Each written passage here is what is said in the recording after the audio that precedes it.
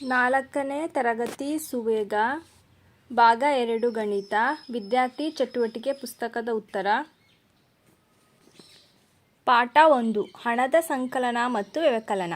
ಕೆಳಕಂಡ ವಸ್ತುಗಳ ಅಂದಾಜು ಬೆಲೆಗಳನ್ನು ಮೊದಲು ನೀನು ಬರೆದು ನಂತರ ಸ್ನೇಹಿತರ ಶಿಕ್ಷಕರ ಮನೆಯವರ ನೆರವಿನಿಂದ ನಿಖರ ಬೆಲೆ ಬರೆಯಿರಿ. ಅರ್ಧ ಲೀಟರ್ 1 ಪೆನ್ಸಿಲ್ ಅಂದಾಜು ಬೆಲೆ 4, ನಿಖರವಾದ ಬೆಲೆ 5. ಹಾಗೆ ಅರ್ಧ ಲೀಟರ್ ಹಾಲು 13 ರೂಪಾಯಿ, ಅಂದಾಜು ಬೆಲೆ, ನಿಖರವಾದ ಬೆಲೆ 14. 1 ತೆಂಗಿನಕಾಯಿ ಅಂದಾಜು ಬೆಲೆ 9, ನಿಖರವಾದ ಬೆಲೆ 10. 1 ಪ್ಯಾಕ್ ಬಿಸ್ಕಟ್ ಅಂದಾಜು ಬೆಲೆ 5, ನಿಖರವಾದ ಬೆಲೆ 6. 1 ಲೀಟರ್ ಪೆಟ್ರೋಲ್ ಅಂದಾಜು ಬೆಲೆ 100, ನಿಖರವಾದ ಬೆಲೆ 150.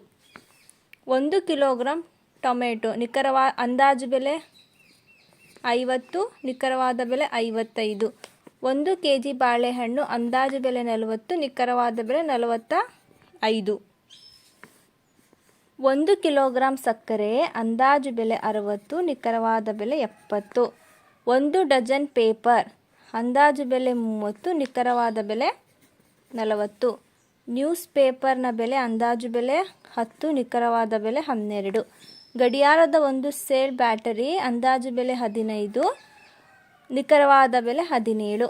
1 ಪೆನ್ನಿನ ಬೆಲೆ ಅಂದಾಜು ಬೆಲೆ 4, ನಿಖರವಾದ ಬೆಲೆ 5. ಟೂತ್ ಬ್ರಷ್ 1/4 ಕಿಲೋಗ್ರಾಂ ಮೆಣಸಿನಕಾಯಿ ಅಂದಾಜು ಬೆಲೆ 10, ನಿಖರವಾದ ಬೆಲೆ 15. ಟೂತ್ ಬ್ರಷ್ ಅಂದಾಜು ಬೆಲೆ 10, ನಿಖರವಾದ ಬೆಲೆ 12. ಶಾಲಾ ಬ್ಯಾಗ್ ಅಂದಾಜು ಬೆಲೆ 100, ನಿಖರವಾದ ಬೆಲೆ 150. ಪ್ರಶ್ನೆ ಸಂಖ್ಯೆ 2. ಮಾದರಿಯನ್ನು ಬಳಸಿಕೊಂಡು ಕೋಷ್ಟಕವನ್ನು ಪೂರ್ಣಗೊಳಿಸಿ.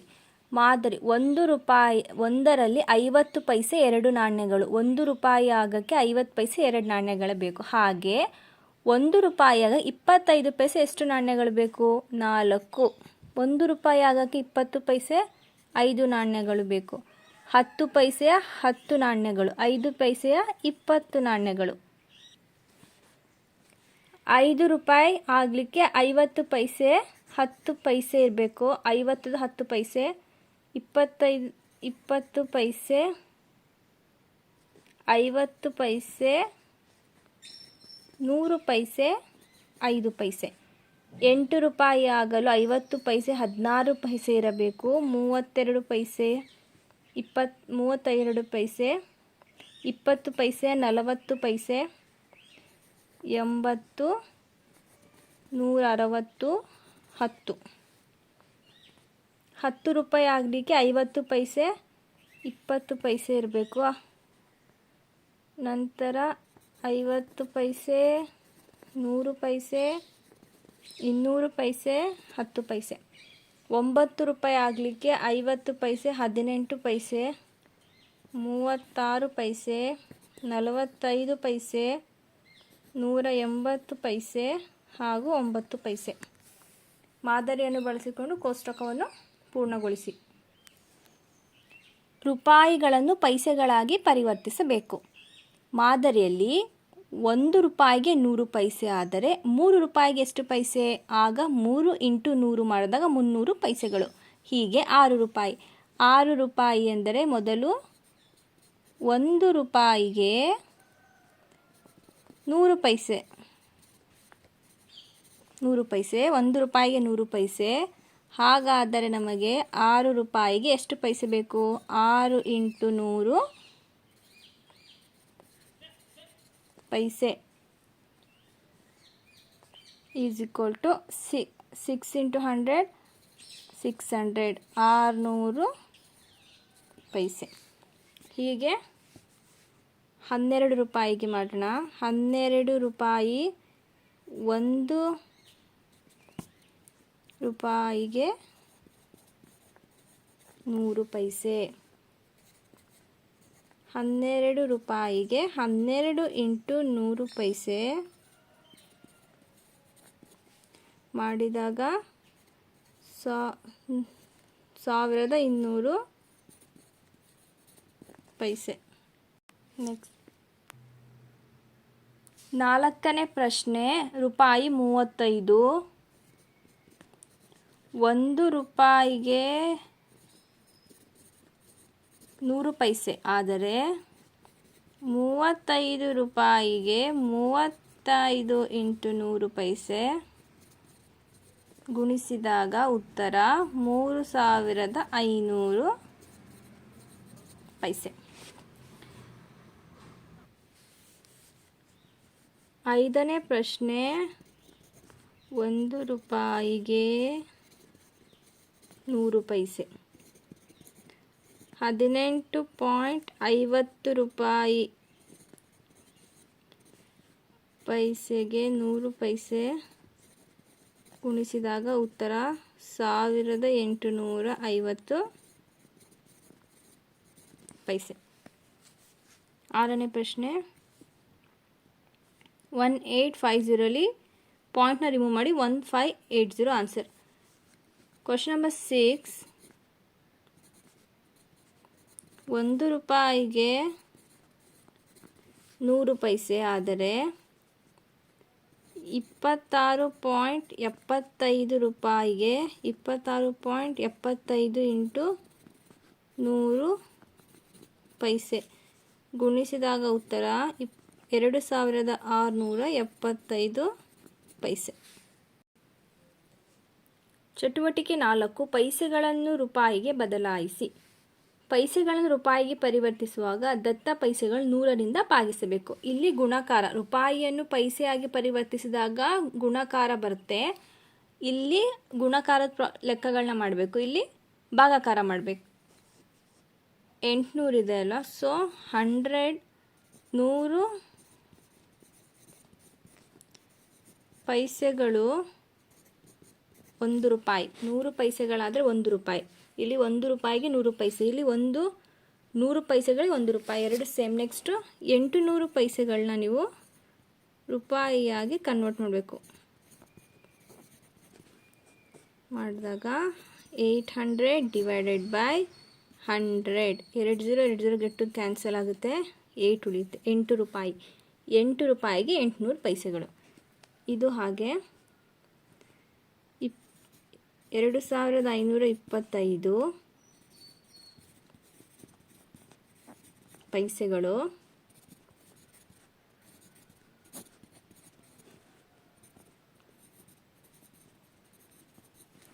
2525 100ರಿಂದ ಭಾಗಿಸಿದಾಗ ಉತ್ತರ 2525 ಪೈಸೆ. 4ನೇ ಪ್ರಶ್ನೆನೂ ಹಾಗೆ 1475 ಪೈಸೆಗೆ 1475 ಪೈಸೆ ಡಿವೈಡೆಡ್ ಬೈ 100 ಇಂದ ಭಾಗಿಸಿದಾಗ 14.75 ಪೈಸೆ ಬರ್ತದೆ. Next 5th question also same. 5525 ಪೈಸೆ 25 2525 100ರಿಂದ ಭಾಗಿಸಿದಾಗ ಉತ್ತರ 25.25 2500.25. ಸಿಂಪಲಾಗಿ ಹೇಳ್ಬೇಕಾದ್ರೆ 2 ನಂಬರ್ ಮಧ್ಯೆ ಒಂದು ಪಾಯಿಂಟ್ ಹಾಕಿ.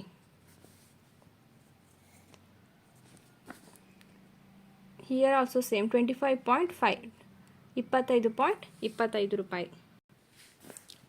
5ನೇ ಚಟುವಟಿಕೆ 5ನೇ ಇವುಗಳ ಮೊತ್ತ ಕಂಡುಹಿಡಿಯಿರಿ. ಅಡಿಷನ್, ಸಂಕಲನದ ಲೆಕ್ಕ ಮಾಡಬೇಕಿಲ್ಲಿ. 48 + 6 8 + 6 14, 1 ಕ್ಯಾರಿ 5 6 64. ಇಲ್ಲಿ 9 2 + 3 5 5 5 10, 1 carry 6 + 2 7 14, 1 carry 5 8 9 + 3 12, 1 carry 10 1 carry 10 17, 1 carry 8 8 + 8 16 1 6 7 0 2. Question number 4, 6 + 4 10, 1 carry 8 8 + 2 8 + 6 14, 1 carry 6 8. ಇಲ್ಲಿ 18 ಆಗುತ್ತೆ. 1 ಕ್ಯಾರಿ 9 10 13, 1 ಕ್ಯಾರಿ 7 7 + 8 15, 1 ಕ್ಯಾರಿ 8, 8 2 10, 13, 2. 6ನೇ ಪ್ರಶ್ನೆ 17, 1 ಕ್ಯಾರಿ 10, 18, 1 ಕ್ಯಾರಿ 10, 18, 1 ಕ್ಯಾರಿ 10, 18 ಆಗುತ್ತೆ. ಇವುಗಳ ವ್ಯತ್ಯಾಸ ಕಂಡುಹಿಡಿದು ಬಿಟ್ಟ ಸ್ಥಳ ತುಂಬಿರಿ. ಚಟುವಟಿಕೆ 6, ಇವುಗಳ ವ್ಯತ್ಯಾಸ ಕಂಡುಹಿಡಿದು ಬಿಟ್ಟ ಸ್ಥಳಗಳನ್ನು ತುಂಬಿರಿ. ಮೊದಲನೇ ಪ್ರಶ್ನೆ 0 + 0 0, 3 + 5 5, 5 + 2 7, 7 + 3 10. ಇಲ್ಲಿ 5 ಬರಬೇಕು ಅಂದರೆ ಇಲ್ಲಿ ಯಾವ ನಂಬರ್ ಬರೀಬೇಕಂತ 5.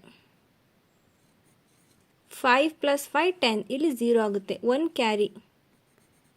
ಇಲ್ಲಿ 6 ಬರಬೇಕು ಅಂದರೆ ನಾವು ಯಾವ ನಂಬರ್ ಬರೀಬೇಕು ಇಲ್ಲಿ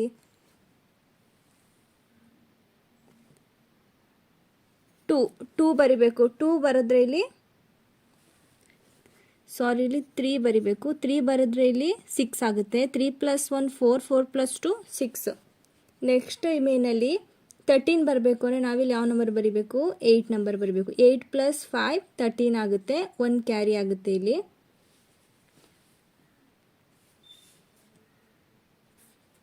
ಇಲ್ಲಿ ವ್ಯತ್ಯಾಸ ಅಂತ ಬಂದಾಗ ಇಲ್ಲಿ ಮೈನಸ್ ಅಂತ ಮಾಡಿದ್ದು ಪ್ಲಸ್ ಆಗಲ್ಲ, ಮೈನಸ್. ನೆಕ್ಸ್ಟ್ ಕ್ವಶನ್ ನೋಡಿ, ಇಲ್ಲಿ 5 ಇದೆ. 5 ಬರಬೇಕು, ನಾವಿಲ್ಲಿ 5 ಅಂತ ಹಾಕೋತೀವಿ. ಇಲ್ಲಿ 3.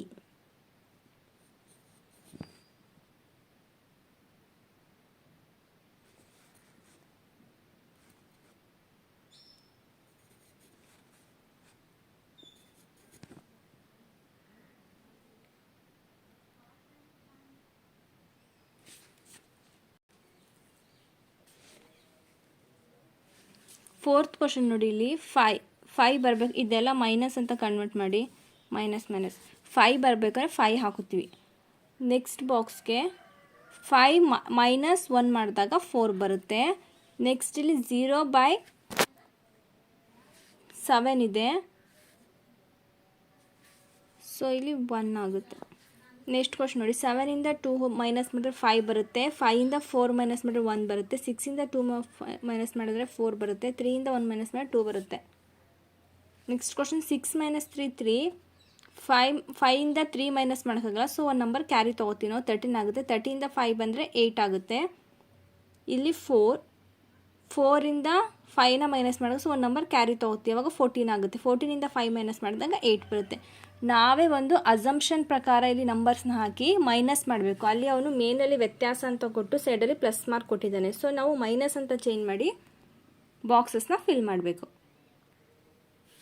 ಚಟುವಟಿಕೆ 7, ಕೆಳಗಿನವುಗಳ ಗುಣಲಬ್ಧಗಳನ್ನು ಕಂಡುಹಿಡಿಯಿರಿ. ಸಿಂಪಲ್. ಈ 4ಇಂದ ಇದನ್ನು ಮಲ್ಟಿಪ್ಲಿಕೇಶನ್ ಮಾಡಿದ್ರೆ ಏನು ಆನ್ಸರ್ ಸಿಗುತ್ತೋ ಅದು ಈ ಪ್ರಾಬ್ಲಮ್ನ ಗುಣಲಬ್ಧ. 3.50 × 4ನ ಗುಣಾಕಾರ ಮಾಡಬೇಕು. 4 × 0 0. 5 4 20, 2 ಕ್ಯಾರಿ. 4 3 12, 12 + 2 14, 14 ರೂಪಾಯಿ.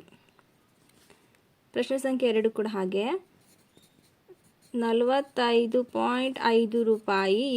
7ರಿಂದ ಗುಣಲಬ್ಧ ಮಲ್ಟಿಪ್ಲಿಕೇಶನ್ ಮಾಡಿದ್ರೆ 35.35ಕ್ಕೆ 3ನ ಆ್ಯಡ್ ಮಾಡಿದ್ರೆ 38, 3 ಕ್ಯಾರಿ. 7 4 28 + 3 31. ಮೂರನೇ ಪ್ರಶ್ನೆ ಕೂಡ ಹಾಗೆ ರೂಪೀಸ್ 78.25 5ರಿಂದ ಮಲ್ಟಿಪ್ಲಿಕೇಶನ್ ಮಾಡಿದ್ರೆ 5 5 25, 2 ಕ್ಯಾರಿ. 5 2 10, 12, 1 ಕ್ಯಾರಿ. 5 8 41, 41, 4 ಕ್ಯಾರಿ. 7 5 35 + 4 39. ಇಲ್ಲಿ ಪಾಯಿಂಟ್ ಇದೆ, ಪಾಯಿಂಟ್ ಹಾಕಿ. Next question number 4 also same. 95.75 8ರಿಂದ ಗುಣಿಸಿದಾಗ ಡೈರೆಕ್ಟ್ ಆನ್ಸರ್ ಮಾಡ್ತೀನಿ ನಾನು. 766.7. ನೆಕ್ಸ್ಟ್ ಕ್ವಶನ್ 108.25 9ರಿಂದ ಗುಣಿಸಿದಾಗ 974.25 ಪೈಸೆ. 108.25 9ರಿಂದ ಗುಣಿಸಿದಾಗ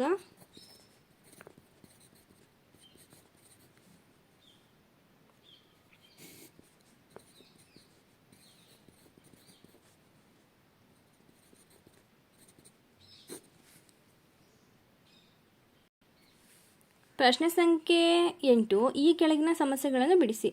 ಬ್ಯಾಂಕಿನಲ್ಲಿ ಗೀತಾಳ ಖಾತೆಯಲ್ಲಿ 367 ರೂಪಾಯಿ ಇದೆ. ಅವಳ ಖಾತೆಗೆ ವಿದ್ಯಾರ್ಥಿ ವೇತನ 900 ಜಮಾ ಆದರೆ ಸ್ಕಾಲರ್ಶಿಪ್ ಬರುತ್ತೆ ಅವಳಿಗೆ 900 ರುಪೀಸ್. ಈ 367 ಜೊತೆ ನಾವು 900ನ ಆ್ಯಡ್ ಮಾಡಿದ್ರೆ ಅವಳ ಅಕೌಂಟಲ್ಲಿ ಎಷ್ಟು ರೂಪಾಯಿ ಇದೆ? ಖಾತೆಯಲ್ಲಿರೋ ಒಟ್ಟು ಹಣ ಎಷ್ಟು? 7 + 0 7, 6 + 0 ಆಲ್ಸೋ 6, 9 + 3 12, 1267 ರೂಪಾಯಿ ಗೀತಾಳ ಖಾತೆಯಲ್ಲಿರುತ್ತೆ. Next question.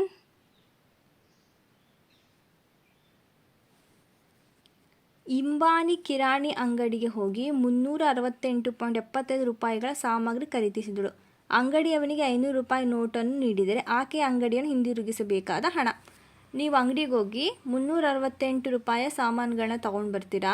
ಮನೆಗೆ ಬೇಕು ಸಾಮಗ್ರಿಗಳನ್ನ ಪರ್ಚೇಸ್ ಮಾಡಿದ್ರೆ ಮನೆಯವ್ರು ನಿಮಗೆ 500 ರೂಪೀಸ್ ಕೊಟ್ಟಿರ್ತಾರೆ. ಸೊ ನೀವು ಆ 500 ರೂಪೀಸ್ ಅಂಗಡಿಯವನು ಕೊಟ್ಟರೆ ಅವನು 368 ರೂಪಾಯಿನ ತೊಗೊಂಡು ಎಷ್ಟು ರೂಪಾಯಿ ನಿಮಗೆ ವಾಪಸ್ ಕೊಡ್ತಾನೆ ಅಂತ ಕ್ವಶನ್ ಅರ್ಥ.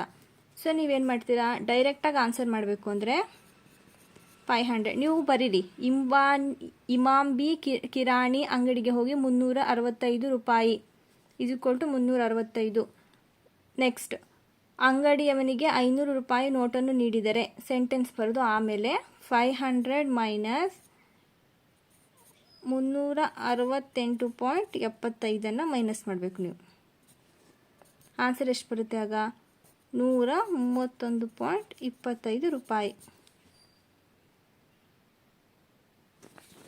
ಮೂರನೇ ಪ್ರಶ್ನೆ ನೋಡಿ. ಅನು ತನ್ನ ಹುಟ್ಟುಹಬ್ಬದ ತರಗತಿಯ 25 ವಿದ್ಯಾರ್ಥಿಗಳಿಗೆ 3 ಬೆಲೆಯ ಚಾಕ್ಲೇಟ್ ನೀಡಲು ನಿರ್ಧರಿಸಿದ. ಹಾಗಾದರೆ ಚಾಕ್ಲೇಟ್ ಕೊಂಡುಕೊಳ್ಳಲು ಅಗತ್ಯವಿರುವ ಹಣ ಎಷ್ಟು? ಅನು ಅನ್ನೋ ಹುಡುಗಿಯವಳ ಬರ್ತ್ಡೇಗೆ 3 ರೂಪಾಯಿ ಬೆಲೆಯ ಚಾಕ್ಲೇಟ್ನ 25 ವಿದ್ಯಾರ್ಥಿಗಳಿಗೆ ಕೊಡಬೇಕು ಅಂದರೆ ಅವಳಿಗೆ ಎಷ್ಟು ರೂಪಾಯಿ ಬೇಕು ಅಂತ ಸೆಂಟೆನ್ಸಲ್ಲಿ ನೀವು ವಾಕ್ಯದಲ್ಲಿ ಬರೀಬೇಕು. ಅಂದರೆ ತರಗತಿಯಲ್ಲಿನ ವಿದ್ಯಾರ್ಥಿಗಳು 25, ಪ್ರತಿಯೊಬ್ಬರಿಗೂ ನೀಡಬೇಕಾದ ಚಾಕ್ಲೇಟಿನ ಬೆಲೆ 3, ಚಾಕ್ಲೇಟ್ ಕೊಳ್ಳಲು ಅನುಗೆ ಅಗತ್ಯವಿರುವ ಹಣ. ನಾನು ಡೈರೆಕ್ಟ್ ಆನ್ಸರ್ ಮಾಡ್ತೀನಿ, ವಿಡಿಯೋ ತುಂಬ ಲಾಂಗ್ ಆಗುತ್ತೆ. 25 × 3 ಗುಣಿಸ್ಬೇಕು. 5 × 3 15, 1 ಕ್ಯಾರಿ, 3 × 2 6 + 1 7. Next question. ನಂದೀಶ್ ಅನ್ನೋ ಹುಡುಗ ಪುಸ್ತಕಕ್ಕಾಗಿ 35.50 ರೂಪಾಯಿ, ಪೆನ್ಸಿಲ್ಗಾಗಿ 25.50 ರೂಪಾಯಿ, ಪೆನ್ನುಗಾಗಿ 18.25 ಹಾಗೂ ಶಾಲಾ ಬ್ಯಾಗಿಗೆ 150 ರೂಪಾಯಿ ಖರ್ಚು ಮಾಡಿದರೆ ಅವನು ಎಷ್ಟು ಕಲಿಕಾ ಸಾಮಗ್ರಿಗಳಿಗೆ ಎಷ್ಟು ಹಣವನ್ನು ಖರ್ಚು ಮಾಡಿದ್ದಾನೆ ಅಂತ ಅರ್ಥ. ಸೊ ನೀವು ಬೇಕಾದ್ರೆ ಸೆಂಟೆನ್ಸಲ್ಲಿ ಬರೀರಿ. ನಂದೀಶನು ಪುಸ್ತಕಕ್ಕಾಗಿ 35.50 ಪೈಸೆ ಖರ್ಚು ಮಾಡಿದ್ದಾನೆ. ಹಾಗೆ ಪೆನ್ಸಿಲ್ಗಾಗಿ 25.5, ಪೆನ್ನಿಗಾಗಿ 18.25, ಬ್ಯಾಗ್ಗಾಗಿ 150 ಬರೆದು ಟೋಟಲ್ ಆನ್ಸರ್ ಮಾಡಬೇಕಾದ್ರೆ ಅವನು ಖರ್ಚು ಮಾಡಿದ್ದ ಅಮೌಂಟ್ನ 1 by 1 ಬರೀರಿ. 35.5, 25.50, 18.25, 150 ಇಷ್ಟನ್ನು ಏನು ಮಾಡಬೇಕು ನೀವು ಟೋಟಲ್ ಮಾಡಬೇಕು. ಅಂದರೆ ಸಂಕಲನ ಅಡಿಷನ್ ಮಾಡಿದಾಗ 229 ರೂಪಾಯಿ ಬರ್ತದೆ ಆನ್ಸರ್. ಇದು ಉತ್ತರ.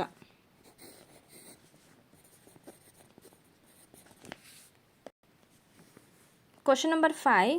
ಕುಸುಮಳು 5 kg ಈರುಳ್ಳಿಯನ್ನು 85 ರೂಪಾಯಿ 85 ಖರೀದಿಸಿದರೆ 1 ಕಿಲೋಗ್ರಾಮ್ ಈರುಳ್ಳಿ ಬೆಲೆ ಎಷ್ಟು ಅಂತ. ಇಲ್ಲಿ ಕುಸುಮ 5 ಕಿಲೋಗ್ರಾಮ್ ಅಂದರೆ 5 kg ಈರುಳ್ಳಿನ ತೊಗೋತಾಳೆ.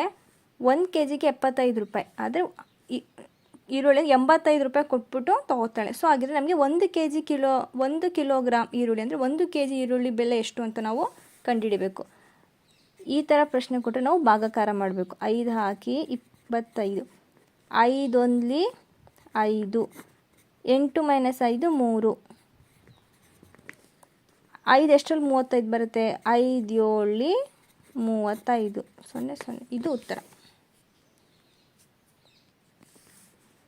ಕೆಳಗಿನ ಕೋಷ್ಟಕನ ಪೂರ್ಣಗೊಳಿಸಬೇಕು. ಚಾಕ್ಲೇಟ್ ಪ್ರಮಾಣ 10 ಇದೆ ಅಂತೆ. ಒಂದರ ಬೆಲೆ 5 ರೂಪಾಯಿ, ಅದೇ ಒಟ್ಟು ಬೆಲೆ 50. 10 × 5 5. ಇಲ್ಲಿ ಒಟ್ಟು ಬೆಲೆ 40 ಕೊಟ್ಟಿದ್ದಾನೆ. ಸೊ ನಾವು ಒಂದರ ಬೆಲೆ ಎಷ್ಟು ಬರೀಬೇಕು? ಇಲ್ಲಿ 10. 10 × 4 40. ಹಾಗೆ ಒಟ್ಟು ಬೆಲೆ 3 × 8 8 3 24. ಒಟ್ಟು ಬೆಲೆ ಕೊಟ್ಟರೆ ಪ್ರಮಾಣದ ಜೊತೆ ಒಂದರ ಬೆಲೆನ ಗುಣಿಸ್ಬಿಟ್ಟು ಬರೀರಿ. ಒಂದರ ಬೆಲೆ ಕೊಡಲಿಲ್ಲ ಅಂದರೆ 3 ಇಂದ ಇದನ್ನು ಡಿವೈಡ್ ಮಾಡಬೇಕು. 30ನ ಡಿವೈಡ್ 5 1s 5 5s ಹೀಗೆ ಒಂದರ ಬೆಲೆನ ಕಂಡುಹಿಡಿಯೋದು. 3 × 5 15 70 ಇದೆ. 7 ಜೊತೆ ಡಿವೈಡ್ ಭಾಗಾಕಾರ ಮಾಡಿ 7 1 7 10 10 ರೂಪಾಯಿ ಆಗುತ್ತೆ. 15 60 15 ಇಂಟು 1 15 4 60 6 75 ಇದೆ. ಇಂಟು ಮಾಡಿದ್ರೆ 450 ರೂಪಾಯಿ. ನಂತರ 9 ಇದೆ, 2 ಇದೆ, 8 ರೂಪಾಯಿ ಆಗುತ್ತೆ. 16ರಿಂದ ಭಾಗಿಸಿದ್ರೆ 2 1 2 8 2 ರೂಪಾಯಿ ಇದೆ. 9 ಪ್ರಮಾಣ ಇಲ್ಲಿ 6 ಎಷ್ಟರಲ್ಲಿ 54 ಬರುತ್ತೆ. 6 9 54. ಈ ಟೇಬಲಲ್ಲಿ ವನಿತಾಳು ಹಣ್ಣಿನ ಅಂಗಡಿಗೆ ಹೋಗಿ ಫ್ರೂಟ್ ಶಾಪ್ ಹೋಗಿ ಹಣ್ಣುಗಳನ್ನು ಕೊಂಡಳು. ಅವಳು ಪಡೆದ ರಸೀದಿ ಕಿತ್ತಳೆ ಹಣ್ಣು, ಸೇಬು, ದ್ರಾಕ್ಷಿ, ಬಾಳೆಹಣ್ಣು, ಸಪೋಟ 5 ಫ್ರೂಟ್ಸ್ ಪರ್ಚೇಸ್ ಮಾಡ್ತಾಳೆ ಅವಳು. ಪ್ರಮಾಣ ಎಷ್ಟು? ಕಿತ್ತಳೆ ಹಣ್ಣು 4 kg, ಬೆಲೆ 73. ಅವರೇ ಬೆಲೆನೂ ಕೊಟ್ಟಿದ್ದಾರೆ, ಪ್ರಮಾಣನೂ ಕೊಟ್ಟಿದ್ದಾರೆ. ನಾವು ಏನು ಮಾಡಬೇಕು, ಇಲ್ಲಿ ಗುಣಾಕಾರ ಮಾಡಬೇಕು, ಮಲ್ಟಿಪ್ಲಿಕೇಶನ್ ಮಾಡಿ ಆನ್ಸರ್ಸ್ನ ಫಿಲ್ ಮಾಡಬೇಕು. ನಾನು ಡೈರೆಕ್ಟಾಗಿ ಮಾಡ್ತೀನಿ. 4 × 73 292. Next 190 point ಹಾಕಬೇಕಿಲ್ಲಿ. 1.5 × 60 90. 3 × 28 84 ರೂಪಾಯಿ. ಕೊನೆಯದು 157.50. ಸಪೋಟ ಬೆಲೆ 3.5 kgಗೆ ಎಷ್ಟಾಗುತ್ತೆ? 45 ರೂಪಾಯಿ ಆಗುತ್ತೆ. ಸೊ ಮಲ್ಟಿಪ್ಲಿಕೇಶನ್ ಮಾಡಿದಾಗ 157.50 ಆಗುತ್ತೆ. ಒಟ್ಟು ರೂಪಾಯಿ ಎಷ್ಟಾಗುತ್ತೆ ಅಂದರೆ 813 ರೂಪಾಯಿ 50 ಪೈಸೆ ಒಟ್ಟು ಹಣ್ಣಿನ ಬೆಲೆ. ಕಿತ್ತಳೆ ಹಣ್ಣು, ಸೇಬು, ದ್ರಾಕ್ಷಿ, ಬಾಳೆಹಣ್ಣು ಇದ್ರ ಜೊತೆ ಇದನ್ನ ಗುಣಾಕಾರ ಮಾಡಿದ್ರೆ ಈ ಆನ್ಸರ್ ಬರುತ್ತೆ. ಎಲ್ಲ ಆನ್ಸರ್ನ ಟೋಟಲ್ ಮಾಡಿದ್ರೆ 813.50. ಇದನ್ನು ಅವರು ಅಕ್ಷರಗಳಲ್ಲಿ ಬರೆದಿದ್ದಾರೆ.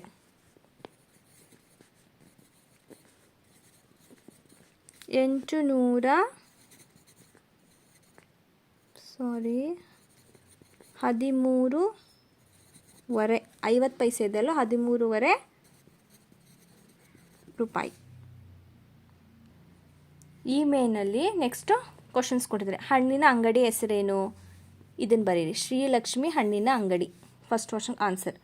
ರಸೀದಿ ಸಂಖ್ಯೆಯಲ್ಲಿ ಕೊಟ್ಟಿದ್ದಾರೆ ಅವರು 96. ಇದು ರಸೀದಿ ಸಂಖ್ಯೆ. 2ನೇ ಪ್ರಶ್ನೆ ಉತ್ತರ. ನೆಕ್ಸ್ಟ್ ಒನ್, ಸೇಬು ಹಣ್ಣಿಗಾಗಿ ನೀಡಿದ ಒಟ್ಟು ಹಣ ಎಷ್ಟು? 190.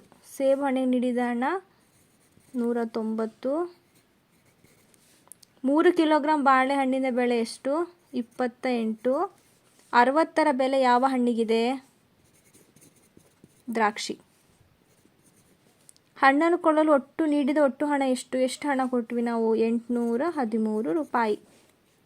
ನೆಕ್ಸ್ಟ್, ಕಿತ್ತಳೆ ಹಣ್ಣಿನ ಪರಿಮಾಣ ಎಷ್ಟು? ಕಿತ್ತಳೆ ಹಣ್ಣಿನ ಪರಿಮಾಣ 4. 1 ಕಿಲೋ ಸಪೋಟ ಹಣ್ಣಿನ ಬೆಲೆ ಎಷ್ಟು? 45. ಖರೀದಿಸಿದ ಒಟ್ಟು ಹಣ್ಣಿನ ತೂಕ ಎಷ್ಟು? 14 ಕಿಲೋಗ್ರಾಂ. ಇಷ್ಟನ್ನ ಆ್ಯಡ್ ಮಾಡಿದ್ರೆ 14 ಕಿಲೋಗ್ರಾಂ. ಹಣ್ಣನ್ನು ಖರೀದಿಸಿದವರ ಹೆಸರು. ಯಾರು ಹಣ್ಣನ್ನು ಖರೀದಿಸೋಗಿದ್ದು? ವನಿತಾ.